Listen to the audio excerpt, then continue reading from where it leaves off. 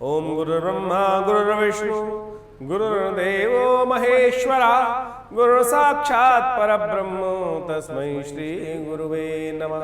नमस्कार, स्वागत है आपका आचार्यवाणी में।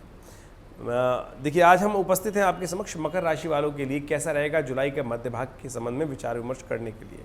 देखिए, ग्रहों का परिवर्तन जो होता है उसके अनुसार से व्यक्ति को समझ लेना चाहिए कि उसके लिए कैसी बिसात ग्रह नक्षत्र बिछा रहे हैं।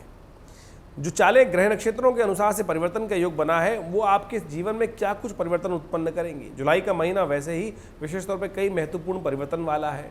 ऐसे में मंगल का परिवर्तन हुआ शनि के समक्ष आकर, साथ साथ शनि जो वक्री हुए हैं उसका क्या प्रभाव पड़ रहा है वो सब आप देख चुके हैं हमारी पिछली वीडियो के अनुसार से। ऐसे में जुलाई के मध्य भाग में विशेष तौर पर सूर्य का परिवर्तन और बुध का परिवर्तन और कई सारे ग्रहों का परिवर्तन जो हो रहा है वो सब आपके साथ क्या कुछ करने वाला है। यदि सिलसिलेवार समझ लें, सबसे पहले हम बात कर लेते हैं 11 जुलाई की। 11 जुलाई को मंगलवार का अवसर है, नवमी तिथि है और मेष राशि में चंद्रमा प्रवेश कर रहे हैं। मेष में चंद्रमा आपके लिए बड़े अनुकूल हैं। बृहस्पति के साथ बैठकर, राहु के साथ बैठकर वो आपके लिए लाभ की स्थिति ही प्रशस्त कर रहे हैं, लेकिन धर्म कार्य से यदि दूर होंगे तो परेशानी होने के योग बनते आते हैं। देखिए, जब राहु और बृहस्पति एक साथ चल रहे होते हैं, व्यक्ति कई बार धर्म से अपने आप को वियोग करने का प्रयास करता है। सुख में राहु वहां ग्रसित करने का प्रयास कर रहे हैं, लेकिन चंद्रमा का आगमन आपके लिए शुभ है, लाभ की स्थिति उत्पन्न करेगा। ऐसे में यदि चावल का दान कर लें तो बहुत शुभ हो जाएगा। ऐसे में एक बात का और ध्यान रखें, इस दिन गंडमूल नक्षत्र विद्यमान है। जो जातक नए जन्म ले रहे हैं आपके परिवार में, इस बात ध्यान रखिएगा, उनकी मूल शांति अवश्य कराने की व्यवस्था कीजिएगा, अन्यथा वो जातक स्वयं के लिए भी, परिवार के लिए भी भारी रहेगा। 12 जुलाई की यदि हम बात करें तो उस दिन बुधवार का अवसर है, दशमी तिथि है सावन के महीने में कृष्ण पक्ष की, और साथ साथ ग्रहों का योगायोग बड़ा अनुकूल बना हुआ है, लाभ की स्थिति बनाने के योग बनाता दिखाई दे रहा है, धन के आगमन की सूचना दे रहा है। भद्रा है इस दिन विद्यमान। एक बात का ध्यान रखिएगा, नए कार्य मत कीजिएगा। सुबह 5:55 से लेकर रात की शाम के 6 बजे तक भद्रा विद्यमान रहेगी, तो ये स्थिति थोड़ी सी भारी दिखाई देती है, तो उससे बचते हुए कार्य करने का प्रयास करें। यानी पुराने कार्य करें बिल्कुल बढ़िया तरीके से, कोई दिक्कत नहीं है, लेकिन नए कार्य ना कीजिएगा, इस बात का ध्यान रखिएगा। सर्वार्थ सिद्ध योग विद्यमान है, लेकिन सर्वार्थ सिद्ध योग विद्यमान है रात्रि में 7 बजे के बाद। कई लोग बताएंगे और समझ नहीं पाएंगे लोग आपको, तो कि सर्वार्थ सिद्ध योग शाम को है, सुबह नहीं है, तो सुबह भद्रा है, तो उसे बचते हुए कार्य करना। 13 तारीख की यदि हम बात करें तो गुरुवार का अवसर है, एकादशी तिथि है और ये एकादशी बड़ी खास है, कामदा एकादशी। बृहस्पतिवार के दिन जब पड़ती है तो कहा जाता है कि बड़ी पुण्यदायक स्थिति मानी जाती है। ऐसे में गरीबों का इस तौर पर सम्मान करना चाहिए, संत महात्माओं को वस्त्र दान करना चाहिए, ब्राह्मणों की सेवा करनी चाहिए। ऐसे में समस्त प्रकार के कष्ट दूर होने के योग बन जाते हैं। और ग्रहों का परिवर्तन आपके लिए बड़ा अनुकूल हो रहा है। सुबह सुबह चंद्रमा का जो परिवर्तन होगा विशेष तौर पर सुबह 4 बजे के आसपास, वो आपके लिए लाभ की स्थिति प्रशस्त करेगा, आगे बढ़ने के अवसर आपको देगा और बुद्धि भी सही दिशा में चलने के योग बनेंगे, तो उसका लाभ आपको लेने का प्रयास करना चाहिए। यदि हम बात करें 14 तारीख को शुक्रवार का अवसर रहेगा, द्वादशी तिथि विद्यमान रहेगी और शाम को त्रयोदशी आने के कारण से प्रदोष का व्रत बन जाएगा। प्रदोष का व्रत, शुक्र प्रदोष का योग महालक्ष्मी को प्रसन्न करने के लिए बड़ा सुंदर है।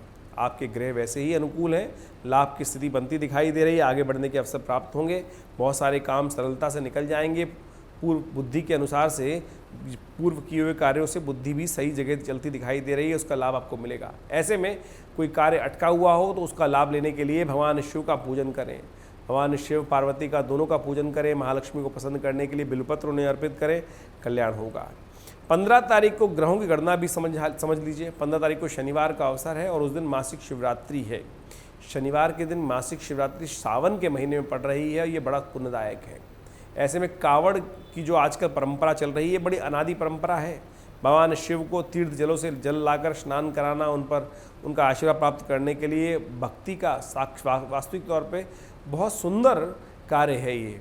तो ऐसे में कोशिश करें, भगवान शिव का ध्यान करते हुए शाम को विशेष तौर पर भगवान शिव पर सुबह से ही जल अर्पित करें और उनका रुद्राभिषेक करें। हमने विवेकानंद योगाश्रम में बड़ा सुंदर तरीके से बड़ा कार्यक्रम रखा है, आप सब भी उसमें सम्मिलित होकर लाभ ले सकते हैं। इस दिन बुध भी उदय होने जा रहे हैं और ये बुध का उदय होना आपके लिए आपकी मैनेजिंग कैपेसिटी को, जो डिसऑर्गेनाइज चल रही थी बहुत सारी चीज़ें, उनको ऑर्गेनाइज करने में आपकी अच्छी कैपेबिलिटी सामने आती दिखाई दे रही हैं। लेकिन एक बात का ध्यान रखिएगा, जो चंद्रमा का परिवर्तन होगा सुबह सुबह तो अच्छा है, लेकिन दोपहर के बाद थोड़ा सा कष्ट होने के योग दिखाई देते हैं। तो एक बात का ध्यान रखें, शिव का अभिषेक महामृत्युंजय मंत्र करते हुए तिल से करने का प्रयास कीजिए, ग्रह अनुकूल होंगे। 16 तारीख को रविवार का अवसर है, उस दिन संक्रांति का पुण्य है और साथ साथ उस दिन चतुर्दशी तिथि का योग बन रहा है। और वैसे तो संक्रांति जो है सुबह सुबह अगले दिन 5 बजे के आसपास होने वाली है, लेकिन रविवार का अवसर सूर्योदय से पहले पहले रहेगा, अगले दिन के सूर्योदय से पहले, तो इसलिए हृदय नाम का योग बनता है। ऐसे में कीर्ति प्राप्त करने के लिए, यश प्राप्त करने के लिए भगवान सूर्य का विशेष तौर पर को अर्घ देने की प्रयास करना चाहिए। गायत्री से या भगवान सूर्य के घृणी सूर्य आदित्याय नमः इस मंत्र का जप करते हुए, आदित्य स्तुति का पाठ करते हुए इस तिथि का लाभ आपको लेने का प्रयास करना चाहिए। ग्रह अनुकूल थोड़े से भारी दिखाई देते हैं, ऐसे में ध्यान रखते हुए कार्य करें। जो ग्रहों का समय है आपके लिए थोड़ा स्वास्थ्य पर थोड़ा भारी दिखाई देता है, थोड़ा से शत्रुओं से, कॉम्पिटिटर से बचते हुए आपको कार्य करने का प्रयास करना चाहिए। गेहूं का दान करना इस स्थिति में आपके लिए बड़ा शुभ है। वहीं हम बात कर लें विशेष तौर पे 17 तारीख की, सोमवार है और सावन का दूसरा सोमवार, और इस दिन सोमवती अमावस्या का योग पड़ रहा है और साथ साथ इस दिन संक्रांति का पुण्य का योग भी है, क्योंकि संक्रांति जो हुई वो पड़ी करीब करीब शाम को सुबह 5 बजे के आसपास, तो अगले दिन उसका पुण्य पूरी तरह से रहता है। तो सोमवार के दिन सोमवती अमावस्या और सावन का सोमवार और साथ साथ संक्रांति का पुण्य भी, ये बड़े सुंदर योग बना रहा है। तो ऐसे में इस स्थिति का लाभ अवश्य लेने का प्रयास करना चाहिए। अपने पितरों के निमित्त तर्पण करें, ब्राह्मणों को, गरीबों को भोजन कराएं और भगवान शिव का अभिषेक करें। ये समस्त कार्य आपके मनोकामना सिद्धि करने वाले हैं। ऐसे में आपको एक बात का ध्यान रखना चाहिए, स्वास्थ्य का ध्यान रखने का थोड़ा प्रयास कीजिएगा। स्वास्थ्य के लिए थोड़ा समय भारी दिखाई देता है और थोड़ा सा मन में कई प्रकार की परेशानियां, कई प्रकार के शत्रु थोड़े से कष्ट देने के योग बना सकते हैं। उन सबसे बचते हुए आपको कार्य करने का प्रयास करना चाहिए। वहीं बात करें हम 18 तारीख की, तो 18 तारीख को मंगलवार का अवसर है, प्रतिपदा तिथि है और ये पुरुषोत्तम मास का आरंभ हो रहा है। सावन के महीने में इस बार पुरुषोत्तम मास पड़ रहा है, बड़ा सुंदर योग बना रहा है। पुरुषोत्तम मास के दिन यदि सावन चल रहा हो तो कहा जाता है भगवान शिव, वैसे ही समस्त इस वक्त देवशयनी एकादशी के बाद समस्त संसार की सत्ता उनके हाथ में होती है, तो उनको प्रसन्न करने का दिन चल रहा है। तो कोशिश ये करें लगातार इन पुरुषोत्तम मास में भगवान शिव का बड़ा सुंदर अभिषेक करें। हमने विशेष तौर पर अपने विवेकानंद योगाश्रम में इन शुभ दिनों में एक सुंदर कार्यक्रम का आयोजन किया है कि पूरे 60 दिन तक हमने रुद्राभिषेक का सुंदर व्यवस्था बनाई है। आप भी उसमें सम्मिलित हो सकते हैं।